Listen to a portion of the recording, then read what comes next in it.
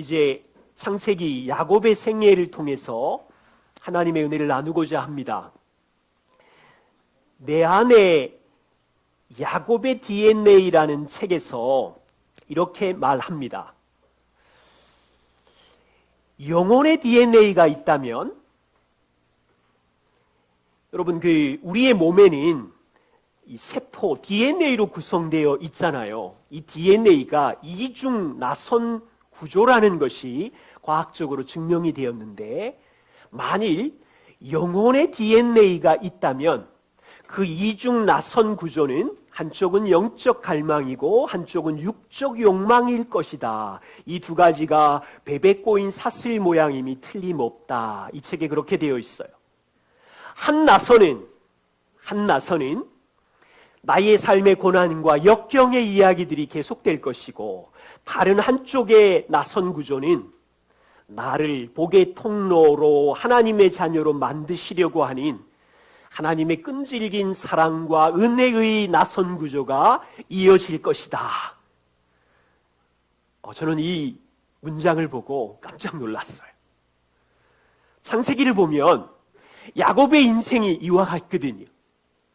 야곱의 인생의 한쪽 구조는 수많은 고난과 속임과 역경의 이야기들이 가득 차 있고요. 또 야곱의 다른 한 구조는 야곱을 붙잡고 계신 하나님, 야곱에게 끈질기게 약속을 이루려고 은혜를 주시고 사랑을 부으시는 하나님의 구조로 가득 차 있어요. 물론 하나님의 자녀인 우리의 인생도 야곱과 동일하지요. 오늘 아침에 저희는 야곱이 이제 고향집, 부모님 집을 떠나서 하란이라는 곳에 도착해서 이 본문 안에 20년 동안 고난과 역경을 통하여 하나님의 은혜를 어떻게 누리는지를 나누려고 합니다. 야곱은 외삼촌 라반을 만나서 결혼 사기를 당하는 경험을 통해서 그 시련 속에서 하나님이 야곱을 만지시는 은혜를 경험합니다. 또한 7년이 지난 다음에 이제 레아와 라헬이 결혼하고 초창기 결혼 7년 동안 아내들과의 갈등과 싸움의 경험을 통하여 하나님이 야곱을 어떻게 빚어가시는지 이 본문을 통해서 말씀을 나누려고 합니다. 그리고 오늘을 살아가는 우리에게는 어떻게 적용할 수 있는지 살펴보겠습니다. 먼저 야곱과 라반의 만남을 통해서 하나님께서 어떻게 일하십니까? 야곱이 하란에 도착하기 전에 무슨 일이 있었는지 먼저 생각하셔야 합니다. 야곱은 형 에서에게 장자권을 죽 한 그릇으로 삽니다. 기억하시죠? 그리고는 아버지가 장자를 에서에게 축복할 그때 이제 형으로 변장해서 아버지로부터 장자의 복을 빼앗습니다. 그리고 나서 야곱은 형 에서의 분노 때문에 너무 분노가 심해서 죽을 것 같으니까 도망자가 되어서 뛰쳐나옵니다. 그리고 어디로 가냐면 한 100km 정도 도망와서 베델이라는 곳에 머물렀고, 피곤에 지쳐서 잠을 자고 있었는데 꿈에 이제 사닥다리 환상을 보면서 살아계신 하나님을 야곱의 인생에 처음으로 만나요. 그리고 여기 있는 본문에 있는 것처럼 창세기 28장 13절 15절에 하나님이 야곱에게 세 가지를 약속합니다. 야곱아, 지금 내가 누워있는 이 땅을 너와 너의 자손에게 줄 것이고, 그리고 너 지금 싱글이지만 결혼을 하지 않았지만 너를 통하여 땅에 티끌 같은 자손이 많을 것이고, 그리고 땅의 모든 족속이 너로 인하여 복을 받을 것이다. 또한 이 일을 이루기 위해서 내가 너와 항상 함께 있을 것이고 어디에 가든지 너를 지킬 것이고 그리고 반드시 이 땅으로 돌아오게 할 거야. 이 약속을 주십니다. 그리고는 베델로부터 한 800km 떨어진 어머니의 고향 하란에 도착합니다. 창세기 29장 1절에 보시면 하나님의 기적적인 도움으로 한 우물가에 도착을 하게 되는데 야곱은 그곳에서 외삼촌 라반의 딸 라헬을 만납니다. 라헬이랑 허그하고 울고 라헬의 인도로 이제 외삼촌 라반의 집에 들어가서 한 달 동안 함께 거주합니다. 아마 한 달이면 이제 서로 누군지 알겠지요.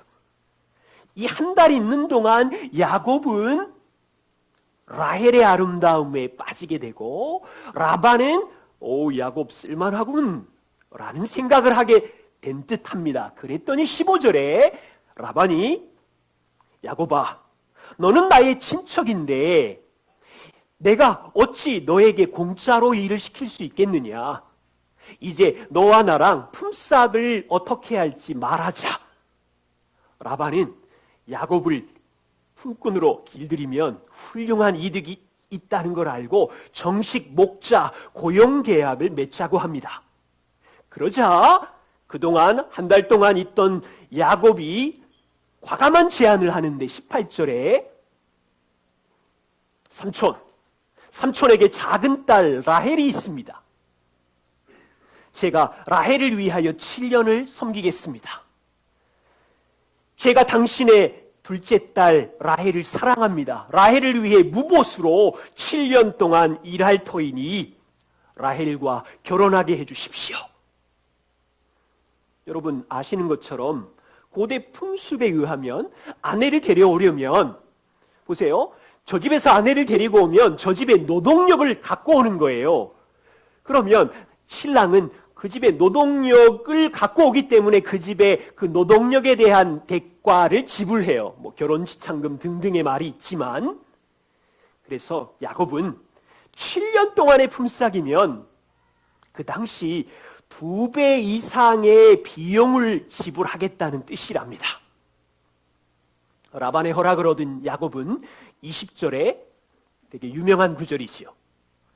야곱이 라헬을 사랑하는 까닭에 7년을 며칠같이 여겼더라.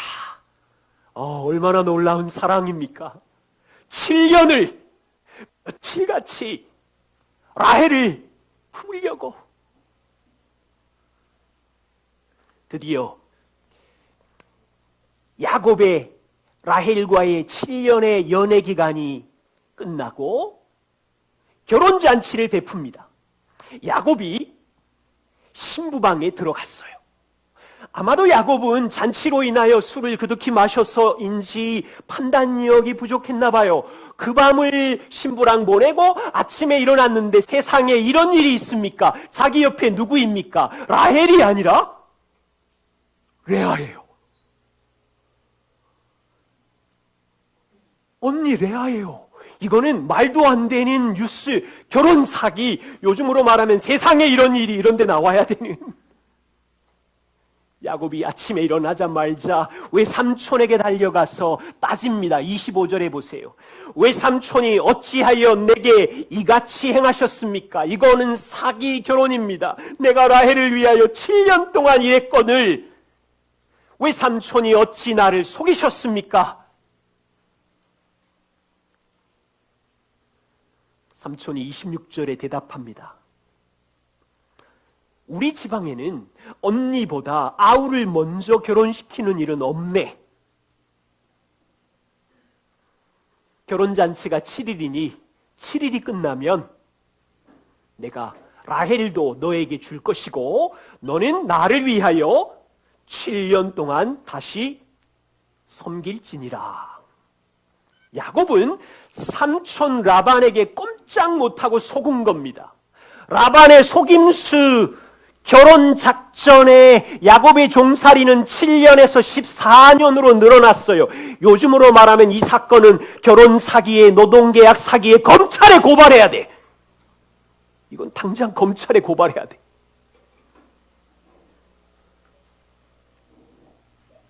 어떤 사람은 이 장면을 가지고 야곱이 심은 대로 거둔 것이다 이렇게 표현을 합니다. 여러분 잘 보세요. 이 장면은 야곱이 아버지와 형을 속였던 것처럼 똑같이 속임을 당하는 장면입니다.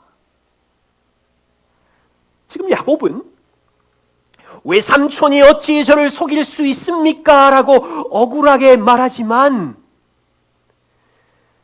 외삼촌 라반이 조카를 속였지만 야곱은 아버지와 형을 속이지 않았습니까? 아버지가 뭐라고 그럴까요? 아버지 이삭이 야곱에게 야곱아, 내가 감히 아비인 나를 속일 수 있느냐? 형 에서가 뭐라고 말할까요? 동생인 야곱아, 내가 감히 형의 장자의 복을 가로챌 수 있느냐? 지금은 손윗 외삼촌이 야곱을 속였지만 지금 야곱은 라반에게 어찌 외삼촌이 나를 속일 수 있습니까? 라고 말하면서 얼마 전에 자신을 향하여 말했던 아버지와 형의 목소리를 들었을 것입니다. 한 가지 더 있어요. 야곱은 아버지 이삭 방에 에서처럼 변장하고 들어갔어요. 아버지 이삭이 눈이 어두웠는데 내 아들아 내가 누구냐라고 물을 때에 야곱은 아버지에게 대답하기를 저는 맏아들 에서입니다. 아버지를 속여요. 지금 보세요. 신혼 첫날 밤 야곱은 술인지 뭔지 모르지만 판단력이 흐릿해져 있을 때, 아버지처럼 판단력이 흐릿해져 있을 때 신방에 들어가서 내 사랑 라헬이군요. 오, 내 사랑 라헬 하고 밤을 보냈을 텐데 레아가 뭐라고 말했을까요? 그래요, 저는 당신의 사랑 라헬입니다.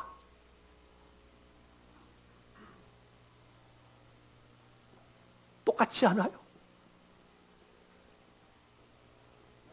속이며 살던 야곱이 자신이 행한 그대로 속임을 당하는 장면이에요. 이 상황은 야곱이 심은 대로 거두는 장면으로 보아도 무방할 정도로 하나님의 의도는 무엇입니까? 하나님은 야곱을 연단하고 훈련하는 장소로 하란을 택하셨고 야곱보다 더 강적인 외삼촌 라반을 사용하셔서 야곱을 낮추셨고 야곱의 속임수와 모난 거친 부분을 다듬어 가시려고 이 장면을 야곱의 인생에 허락하신 거예요. 하나님은 야곱 내가 어떻게 살았는지 보아라. 야곱과 같은 유형의 사람, 야곱보다 훨씬 고단수, 사기성이 있는 라반을 사용하셔서 하나님의 훈련하는 손길이 보이시나요?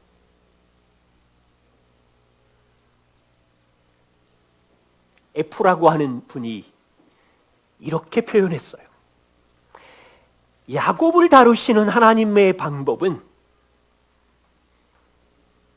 야곱보다 더 까다롭고 더 냉혹하고 더 욕심 많고 더 간교한 사람에게 야곱을 맡겨 놓은 것이다. 이렇게 하심으로써 하나님은 다른 사람을 통하여 자신에게 있는 증오스러운 단점들을 야곱이 발견하고 깨닫도록 하신 것이다. 라반은 자신의 욕심을 만족시키기 위하여 야곱을 이용한 것이지만 라반 편에서는 하나님은 라반을 사용하셔서 야곱의 모난 성품을 깎으시고 다듬으시는 중입니다. 참 놀라워요. 야곱보다 더 교활하고 욕심 많은 라반을 야곱의 인생에 초대하셔서 야곱을 훈련해 가시는 거예요. 얼마 동안 이 까칠한 강적 라반을 야곱의 옆에 두셨을까요? 1년? 2년? 5년? 아니요. 20년. 야곱은 20년 동안 라반과 함께 하면서 여러분 뒤에 본문을 보세요. 라반에게 당하고 속고 부딪히고 내면이 다듬어지고 겸손해지고 하나님의 사람으로 빚어가는 놀라운 장면들이 계속 등장해요. 그렇다면 저와 우리는 하나님의 사람인데 하나님께서 우리의 인생을 통하여 우리를 훈련시키실 거예요. 저와 우리 안에 있는 모난 내면을 깎으시기 위하여, 우리도 싫어하는 내 안의 죄의 패턴을 제거하기 위하여 하나님은 우리 인생에 원치 않는 라반을 보내시는 거예요. 죽겠지만 그 원치 않는 라반이 자녀일 수도 있고 배우자일 수도 있고 가까운 이웃일 수도 있고 빨리 없어졌으면 좋겠는데 1년이 아니라 10년이 있을 수도 있고 야곱처럼 20년 옆에 있을 수도 있고. 한숨 나오나요? 빨리 지나가면 좋겠는데. 분명한 사실은 하나님은 모든 만남 속에서 열심히 야곱을 빚으시는 것처럼 우리를 은혜로 빚으시기 때문에 우리가 할 일은 놀라지 말고 기뻐하면서 주님의 깎으시는 손길에 우리를 내어놓는 거예요. 두 번째는요, 야곱의 가정이 복잡해요. 한 명의 여자도 힘든데 야곱의 인생에 2명, 4명의 아내들이 들어왔어요.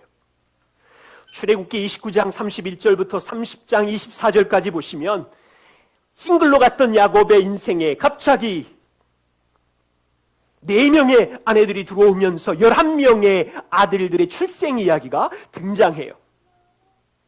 라반 아버지의 욕심 때문에 야곱은 사랑하는 라헬과만 가정을 이루고 싶었었는데 언니 레아와도 가정을 이루게 되고, 여러분 이 시점은요 4,000년 전이에요.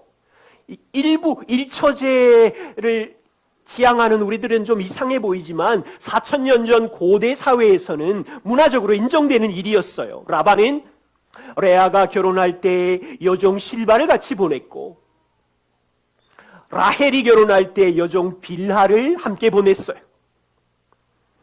보세요. 이제부터 거의 7년 가까이 야곱은 이 두 여자와 네 여자 사이에 끼어서 복잡한 혼란과 아픔을 경험하는 동안 이 두 여자는 아이 낳기 경쟁과 쟁탈전을 벌이고 있어요.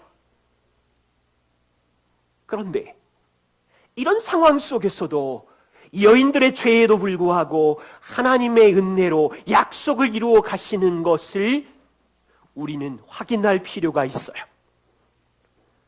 29장 30절에 보세요. 결혼을 했는데 야곱은 여전히 레아보다 라헬을 더 사랑하는 거예요. 레아 입장에서는 얼마나 고통스럽겠어요? 레아는 아버지가 남편을 속여서 결혼을 했는데 남편이 처음부터 사랑해주지 않았으니 자존심도 상할 것이고 고통스러웠을 거예요. 그런데 동생 라헬까지 언니를 괴롭혔으니까 짱 힘들었겠죠. 그럼 레아는 하나가 있는 거예요. 이 고통과 아픔을 하나님 저 좀 살려주십시오. 하나님을 의지하며 도움을 구했을 거예요. 이렇게 추측하는 이유로 레아의 배에서 4명의 아이들이 나오는데 그 이름을 보면 다 하나님이 나를 돌아보사, 하나님이 나의 귀에 귀를 기울이사, 하나님이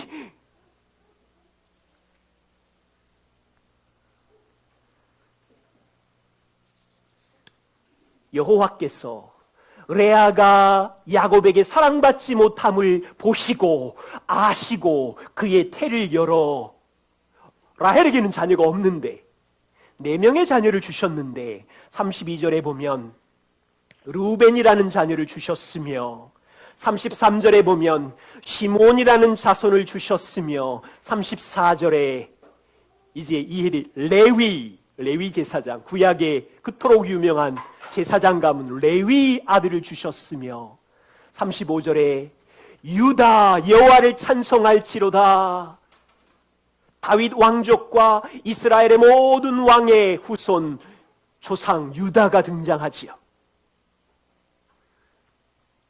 반대로 동생 라헬은 어떻습니까? 남편의 사랑을 엄청 받았지만 아이를 낳지 못합니다. 언니가 아들을 4명이나 낳는 동안 라헬에게는 지옥과 같은 시간입니다. 라헬이 드디어 남편에게 불평을 쏟아내는데 30장 1절에 보면 라헬이 자기가 야곱에게서 아들을 낳지 못함을 보고 그의 언니를 시기하여, 이건 아마 처음이 아니었을 거예요. 수년 동안 시기했을 거예요. 불평하기를, 남편에게 불평하기를, 내게 자식을 낳게 해주십시오. 그렇지 않으면 죽겠습니다. 아마 라헬의 불평은 언니에 대한 시기와 질투로 시작해서 이제는 남편을 향하여 당신이 책임져야 된다고 불평을 반복하기 시작했어요. 그러자 남편 야곱의 반응이 어때요? 야곱이 라헬에게 분노를 하며 말하되, 그대를 임신하게 못하게 하시는 이는 하나님이시니 내가 하나님을 대신하겠느냐. 분명히 이건 친절한 말일까요? 분노였을까요? 내 책임 아니야, 이 여자야. 하나님한테 얘기해. 하나님 탓이지. 4,000년 전에 야곱과 라헬의 부부의 싸움은 오늘날 우리 결혼하고 별로 다르지 않죠? 우리의 아내는 뭐가 좀 틀어지면 나 죽겠어, 이대로 살면 나 죽을 것 같아, 감정이 오르락내리락 라헬처럼 그러고, 우리의 남편들은 화가 나면 이게 내 책임이니? 하나님 책임이지, 누구 책임이지? 탓을 돌리고. 라헬은 자기에게 아들이 없다는 것을 참지 못해서 드디어 인간적인 방법을 동원합니다. 인간적인 방법. 자기 여종 빌하를 남편에게 주고 아이를 낳게 합니다. 그러자 빌하의 몸을 통하여 단과 납달리가 태어나지요. 이것을 본 레아는 그동안 열심히 기도해서 4명의 자식을 놓고도 만족하지 못해서 라헬을 시기하고 자신도 인간적인 방법을 동원합니다. 자기의 하녀 실바를 야곱에게 주고 아이를 낳게 하자 갓과 아셀을 하나님이 주셨습니다. 나중에 30장 뒤쪽을 읽어보세요.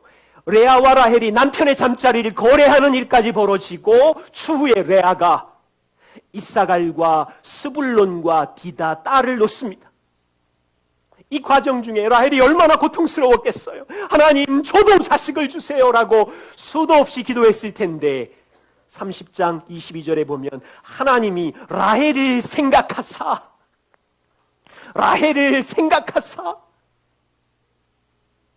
요셉을 주세요. 이 본문을 보면 여러분, 알게 되는 게 뭐가 있습니까? 야곱 가정의 이 복잡한 여자들의 시기, 남편의 사랑받으려는 경쟁, 인간적인 방법을 동원하는 이런 모든 것들이 죄인데, 이 죄 속에서도 하나님은 자신의 약속을 이루어 가시는 거예요. 이스라엘이라는 놀라운 나라를 탄생시킨 여인들 보면 영적이거나 탁월한 여인들이 아니었어요.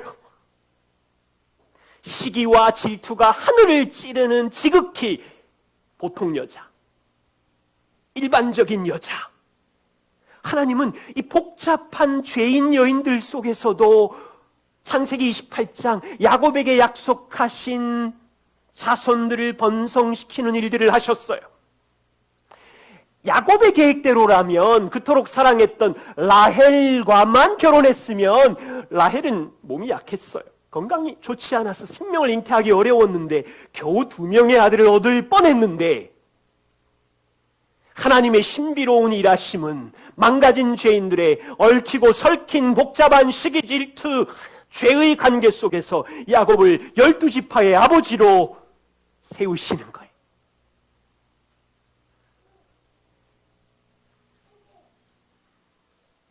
여기서 하나 알 수 있는 것은 모든 사람을 품으시는 하나님의 은혜?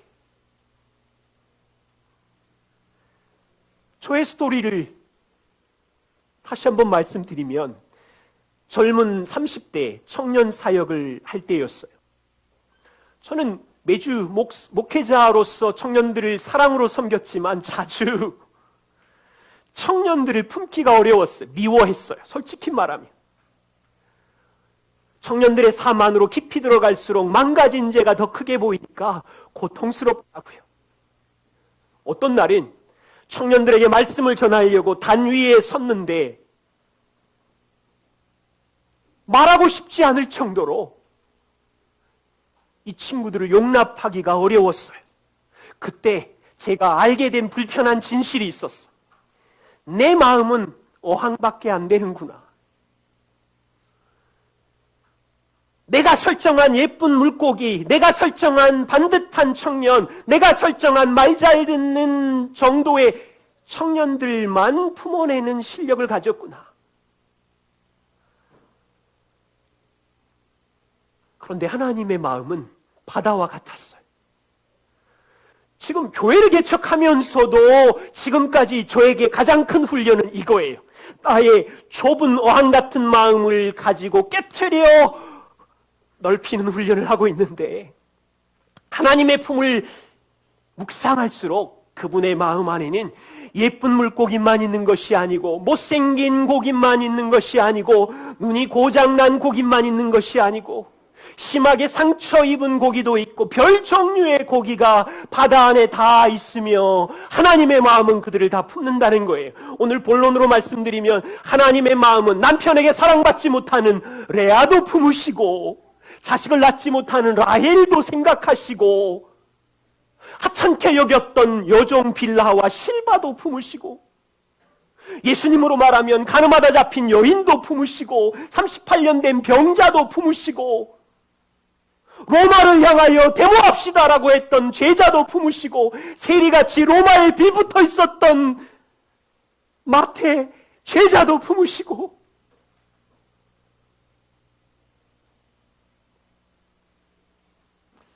하나님은 하나님의 자녀인 우리의 좁은 어항 같은 마음을 깨트리기를 원하시고 하나님이 품으시는 망가진 이웃을 사랑하도록 계속 훈련해 가신다는 거예요. 주님의 은혜교회 성도 여러분, 우리가 오늘 이 야곱의 스토리를 들으면서 우리 삶에 적용할 수 있는 것 두 가지를 찾아보고 싶습니다. 하나는 우리 계획대로 되지 않고 인생에 내가 원하지 않는 만남이 있을 때 하나님의 은혜의 훈련이 기다리고 있음을 확인하십시다. 야곱을 보십시오. 자신이 계획하던 대로 인생이 흘러가지 않았습니다. 야곱은 라헬을 사랑해서 라헬하고만 살고 싶었는데 원치 않는 레아와도 결혼해야 했습니다. 야곱의 계획은 7년의 노동을 생각했지만 라반에게 속아서 원치 않는 14년의 노동을 해야 했습니다. 야곱은 정말 만나고 싶지 않았던 인생의 강적 라반을 만나서 20년 동안 함께하면서 다듬어지고 깨어지고 이처럼 하나님이 저와 우리를 사랑하시기에 우리가 계획하지 않는 사건들, 원하지 않는 만남들이 있을 때 기억해야 하는 것은 하나님은 여전히 은혜로 우리를 인도하시고 지키시고 빚으시고 훈련 중에 있다는 것을 배우는 거예요. 저와 우리 얼마나 까칠합니까? 하나님이 우리랑 영원히 살기 위해서는 이 까칠한 것들을 다듬어내서 온유한 신부로 만들어야 되잖아요. 상황과 만남을 사용하셔서 고집스러운 우리를 깎아내시고 겸손하게 하시고 죄를 제거해서 영원한 신부로 주님 앞에 서게 하려고. 물론 이 모든 게 쉽다는 뜻은 아닙니다. 아주 힘든 자기 부인의 과정이 필요해요. 자기 좁은 어항을 깨트려야 하는 자기 부인의 과정. 처음에는요, 감당하기 힘든 사건 앞에 숨이 막히실 거예요. 며칠 밤을 지새며 감정이 요동칠 거예요. 그런데 그 밤을 지나가는 동안 눈을 크게 뜨고 보면 하나님의 은혜를 보고 자기 깨트림이 조금씩 가능해져요. 만일 라반과 같은 강적이 저와 우리의 삶에 나타나면 처음에는 피해요, 피해. 그리고 부딪히면 공격해요, 같이. 그러다가 조금 지나면 내 안에 죄가 보이고 나를, 그 사람을 통하여 다듬어 가시는 하나님의 손길이 보여요. 이 하나님의 훈련하는 은혜의 손길을 우리가 잡아야 돼요.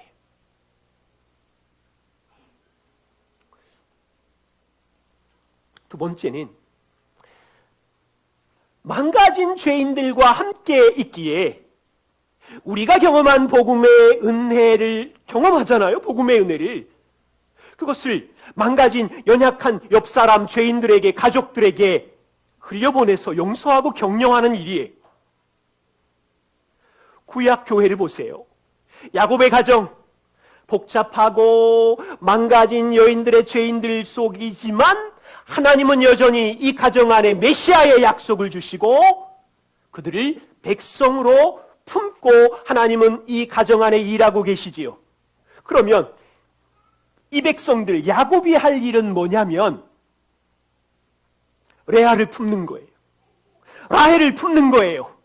빌하와 실바를 품는 거예요. 이렇게 서로 용서하고 품어갈 때 망가진 죄인들이지만 이들이 서로 사랑하고 용서하는 것을 보고 하나님이 누구이신지 세상에 알려지는 것이고 하나님의 은혜가 흘려가게 되는 거죠.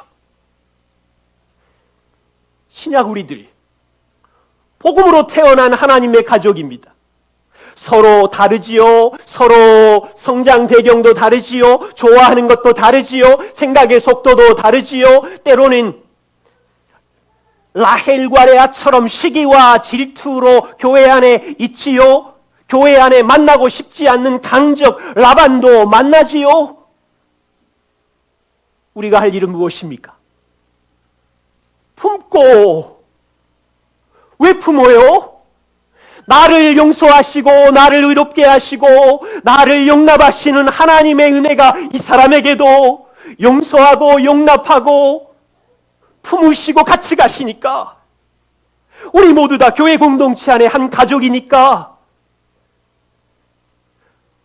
서로 레아, 라헬, 실바, 빌하, 까칠한 사람들이 모여 있지만 서로 하나 되어 사랑할 때 이 은혜가 세상에 흘러가는 거죠.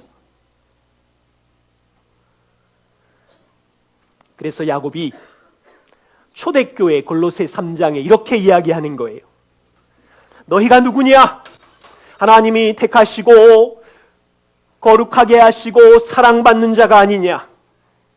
그러기에 피차 서로 불만이 있거든 용납하고 용서하고 서로 한 몸이 되어라. 우리들이 누구입니까? 가지고 있는 돈과 직업과 외모로 평가하는 어린아이 같은 때를 지나서 남편이 아내를 볼 때, 형제님이 교회 다른 지체를 볼 때 망가지고 연약한 죄가 있지만 이 사람은 창세전부터 하나님이 사랑하는 존재이구나. 이 사람을 위하여 하나님이 아들 예수 그리스도를 십자가에 죽이심으로 모든 죄를 깨끗하게 하고 거룩하게 하고 의의 옷을 입혀준 사랑받는 존재이구나라는 걸로 서로를 보는 거지요. 그런데 현실은 어때요? 형편없는 라반처럼 자기 이득을 챙기는 현실이 보입니다. 형편없는 레아와 라헬처럼 시기와 질투의 모습으로 쿡쿡 찔러댑니다. 그때 우리가 경험한 용서와 용납과 그리스도께서 용서하신 것처럼 너희도 그리해라.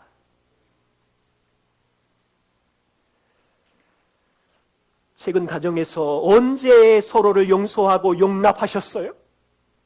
언제 서로를 격려하고 용납하셨습니까? 그것이 바로 하나님의 은혜가 가정의 이웃에게 흘러간 증거입니다.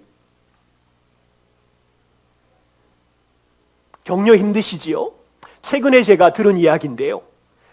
한 집에서 딸이 엄마에게 이렇게 얘기했대. 엄마, 나 격려 좀 해줘, 격려.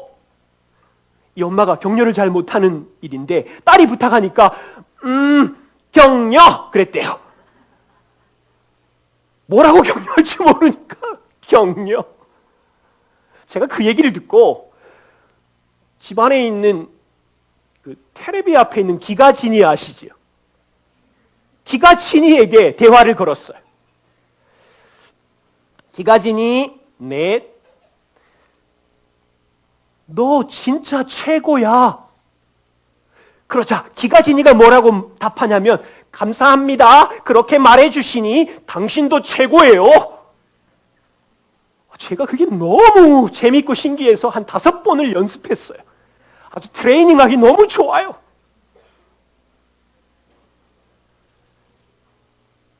학습된 언어로 짜맞춰져 있는 기가진이도 용납하고 격려, 기계니까 그렇다고요?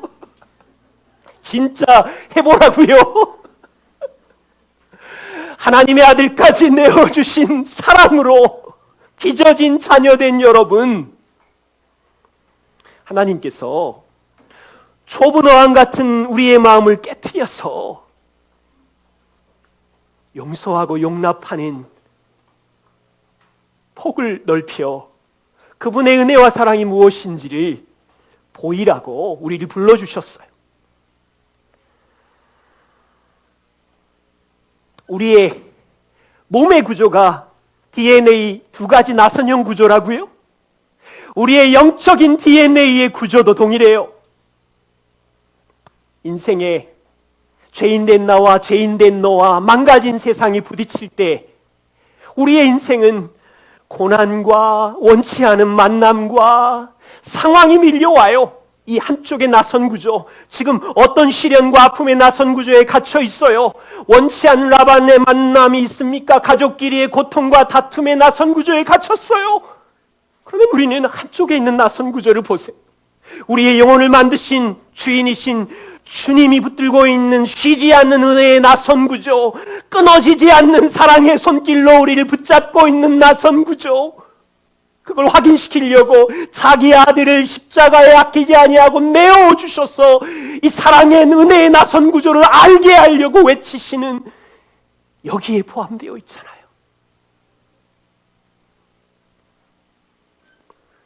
하나님의 은혜의 손길 아래 함께 자라가십시다. 기도하겠습니다.